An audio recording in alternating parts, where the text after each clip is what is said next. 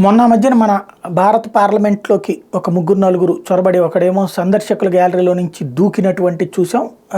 అట్లాగే పొగ బాంబులు వదిలింది, అట్లాగే బయట చేసింది. మొత్తం నలుగురు ఐదుగురు కలిసి పబ్లిసిటీ కోసం చేశారు. ఇప్పుడు ఇలాంటి డ్రామాలు ప్రపంచం అంతటా కూడా నడుస్తున్నాయి.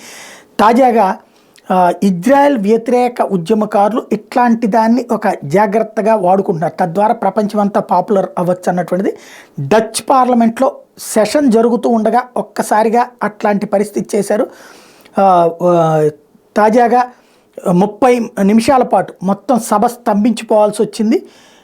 టోటల్గా ఇలాంటి చొరబాటుదారులతో వస్తున్నటువంటి సమస్య అంటే వాళ్ళు వినడానికని వచ్చి కూర్చుని ఒక్కసారిగా చేతిలో ఉన్న కాగితాలు విసురుతూ డచ్ ప్రభుత్వాన్ని, ఏంటయ్యా వీళ్ళ కోరిక అంటే ఇజ్రాయెల్ మీద డచ్ ప్రభుత్వం వెళ్ళి యుద్ధం చేయాలా, పాలస్తీనాలోని హమాస్ తీవ్రవాదులని అంతం చేసే పేరుతో అక్కడ పాలస్తీనా ప్రజలను చంపకూడదు, వీళ్ళు బ్రతుకు తెరువు కోసం అక్కడికి వచ్చి చివరికి ఆ దేశ ప్రభుత్వాన్ని శాసించాలనుకోవడంతో ఎదురవుతున్నటువంటి సమస్యతో డచ్ పార్లమెంట్ ఇప్పుడు ఆగ్రహం వ్యక్తం చేస్తుంది ఈ చొరబాటుదారుల మీద.